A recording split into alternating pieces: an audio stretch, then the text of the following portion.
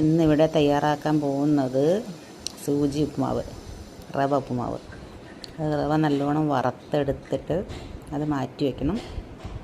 എന്നിട്ട് അതിലേക്ക് ക്യാരറ്റ്, ഉള്ളി, പച്ചമുളക്, ഇഞ്ചി, കറിവേപ്പില ഇത്ര സാധനം നമ്മൾ റെഡിയാക്കി വെച്ചിട്ടുണ്ട്.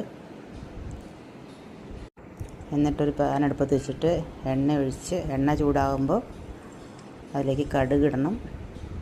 കടുക് പൊട്ടി കഴിയുമ്പോൾ അതിലേക്ക് ഉള്ളി, പച്ചമുളക്, ഇഞ്ചി ഇതെല്ലാം കൂടെ മൂപ്പിക്കണം. കറിവേപ്പിലേക്ക് പിന്നെ നമ്മൾ അരിഞ്ഞു വെച്ച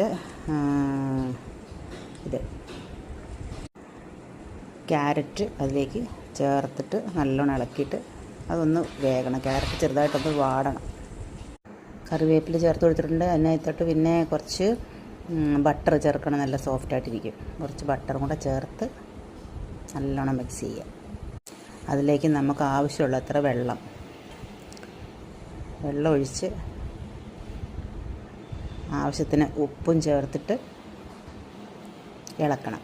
ഇളക്കി തിളയ്ക്കാൻ വേണ്ടിയിട്ട് വെയിറ്റ് ചെയ്യുക. തിളച്ച് കഴിയുമ്പോൾ അതിലേക്ക് നമ്മൾ വറുത്ത് വെച്ച സൂചി ഇട്ടിട്ട് നല്ലതായിട്ട് മിക്സ് ചെയ്യണം. മിക്സ് ചെയ്തിട്ട് നല്ലതായിട്ട് അതിൻ്റെ കട്ടയൊക്കെ ഉടഞ്ഞ് വരണം. എന്നിട്ട് അത് അടച്ചു വയ്ക്കണം. 1 മിനിറ്റ് നമ്മൾ അടച്ചു വെച്ച് കഴിഞ്ഞാൽ ഒന്ന് ആവി വരണം അത്. അപ്പം നല്ലതായിട്ടത് വേഗം. അല്ല തന്നെ വേഗം, എന്നാലും ഇനി അത് മൂടി വയ്ക്കുക.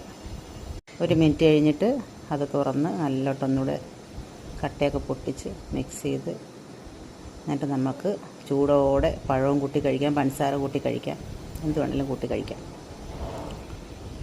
കടലക്കറിയുണ്ട്, അത് കൂട്ടി കഴിക്കാം. ഇപ്പം എൻ്റെ കയ്യിൽ പഴം ഉള്ളതുകൊണ്ട് പഞ്ചസാര ഞാൻ കൂട്ടാറില്ല.